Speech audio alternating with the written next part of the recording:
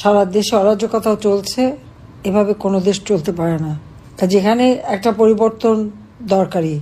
হ্যাঁ, আমি এখনও সংবিধান মোতাবেক জনগণের ভোটে নির্বাচিত প্রতিনিধি এবং প্রাইম মিনিস্টার, পার্লামেন্টে পাশ করা আমি প্রাইম মিনিস্টার, লিগালি, কনস্টিটিউশনালি।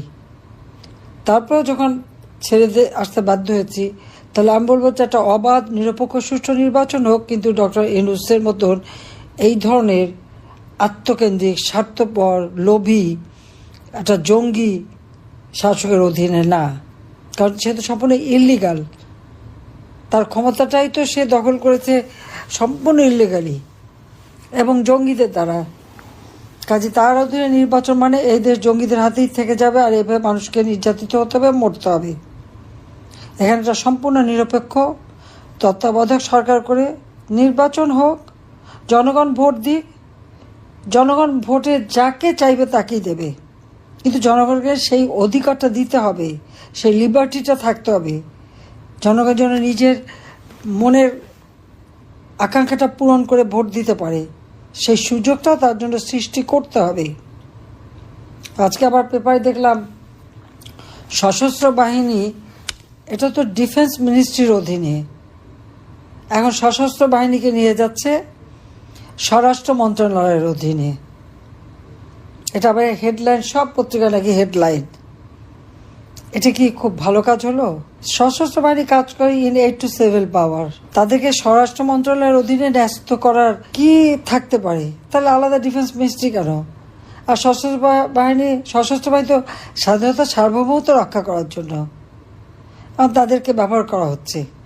আর সেখানে আর্মি ডিপ্লয় থাকা সত্ত্বেও আজকে মানুষ খুন করে। গত পরশুদিনও দেখা গেল নোয়াখালী একটা ইউনিয়নে ছাত্রলীগের প্রেসিডেন্টকে মেরে গাছের সাথে ঝুলিয়ে রেখেছে।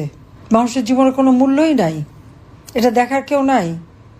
ঘরের মধ্যে ঢুকে নারীদের, স্বামীকে, বোনদেরকে, স্ত্রীকে ধর্ষণ, বা সংখ্যালঘু সম্প্রদায় কি হিন্দু, মুসলমান, খ্রিস্টান, এসব কোনো বাদ নাই।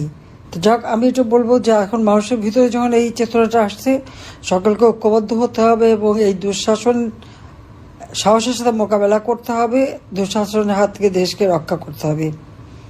আর আমি যত দূরেই থাকি, আমার মনটাও তো বাংলাদেশেই পড়ে আছে। আমি তো আছি, বাংলাদেশের মানুষের পাশেই আছি। আমি সারাদিন চেষ্টা করি মানুষকে সাহায্য করতে। আমাদের গোপালগঞ্জে যে গণহত্যা চালালো, কত মানুষ মারা গেছে এবং এখনো পর্যন্ত 51 জনের কোনো খবরই পাওয়া যাচ্ছে না। সরাসরি গুলি, ডক্টর ইউনূস সরাসরি নির্দেশ দিয়ে দিয়েছে গুলি করে, এবং সেই যে কমান্ডিং অফিসার সোজা বলছে গুলি কর, গালি দিয়ে, সিপাহীদের গালি দিয়ে বলছে গুলি কর, সরাসরি গুলি কর। সরাসরি গুলি করার নির্দেশ দিয়ে গোপালগঞ্জে গণহত্যা করা হলো। এবং চট্টগ্রামেও পুলিশকে বলা হয়েছে সরাসরি গুলি করতে, বুকে পায়ে গুলি করতে। এই নির্দেশ কে দিয়েছে? এটা তো ডক্টর ইউনূসের দেওয়া। কাজে যে হত্যা হয়েছে এর জন্য সে দায়ী। আমরা এই দুঃশাসনের হাত থেকে দেশ ইনশাল্লাহ একদিন মুক্ত হবে, দেশের মানুষ আবার শান্তি পাবে, দেশের মানুষের আবার উন্নতি হবে। আর আমাদের তরুণ সমাজ, শিক্ষার্থী সবাইকে এবং আমাদের খেটে খাওয়া মানুষ সবাইকেই বলবো যে আজকে যখন উপলব্ধি এসেছে মানুষের মাঝে, তখন নিশ্চয়ই মানুষের জয় হবে, জনতার জয় হবে। সবাইকে ধন্যবাদ। জয় বাংলা, জয় বঙ্গবন্ধু, বাংলাদেশ চিরজীবী হোক। খোদা হাফেজ।